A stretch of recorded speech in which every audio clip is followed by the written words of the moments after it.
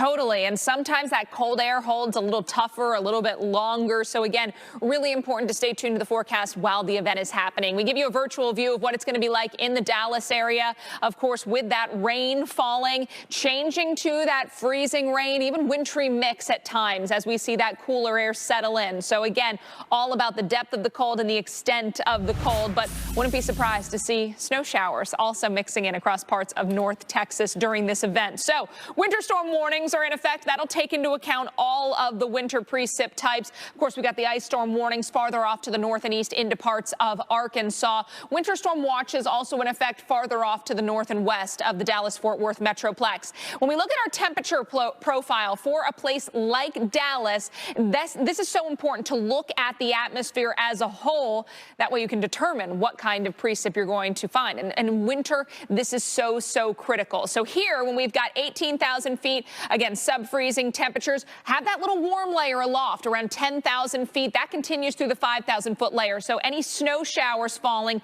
will be melting very easily, no question. We've got raindrops, but then look at our surface temperature, 32 degrees. So that'll allow our rain to freeze on contact. Anything at the surface, bridges and overpasses, again, things like the mailbox, your back porch, the patio furniture, these are all at or below freezing. And so those raindrops, that liquid freezes on contact and you get that icy shell, kind of like that magic shell you put on your ice cream.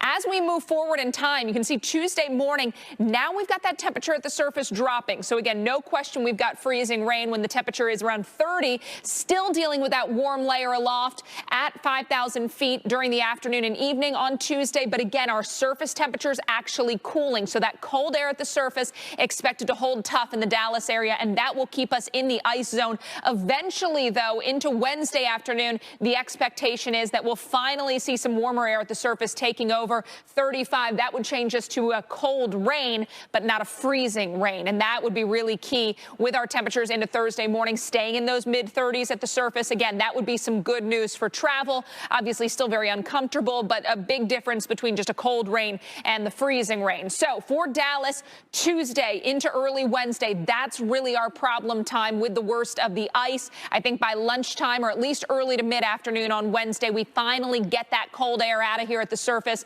and we'll see more of that cold rain continue. Abilene, you're a spot that you're going to be in the thick of it with the freezing rain a little bit longer. So Tuesday morning, at least some spotty freezing rain, but then through the day, Wednesday into early Thursday, freezing rain likely for you. Again, Mike, that very, we'll call it sturdy layer of cold air at the surface. Sometimes it can be really tough to budge, and then you're sticking with the freezing rain for a while. Yeah, it totally makes sense. 2 degrees is going to make a whole difference in what you're seeing. I mentioned the spotty precip around Dallas and North Texas. You can see that. Actually, a few thunderstorms over towards the Fort Worth area. So these are elevated thunderstorms.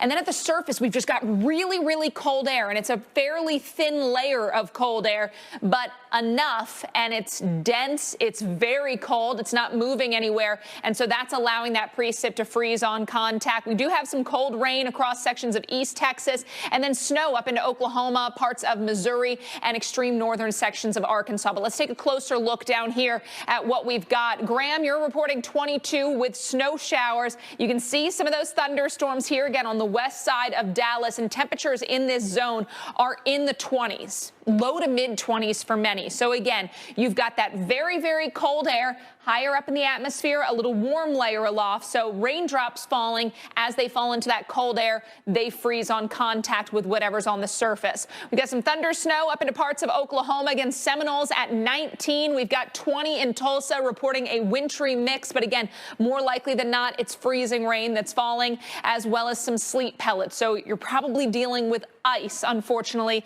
there in Tulsa. We've seen problems in Fort Smith, Arkansas today. We've seen problems already arising in sections of not just Arkansas, but Texas. And by the time all is said and done, we could really be getting up into some problematic territory with that ice. Quarter to a half inch of ice, that's when we really see absolutely terrible travel, Mike, and some power outages.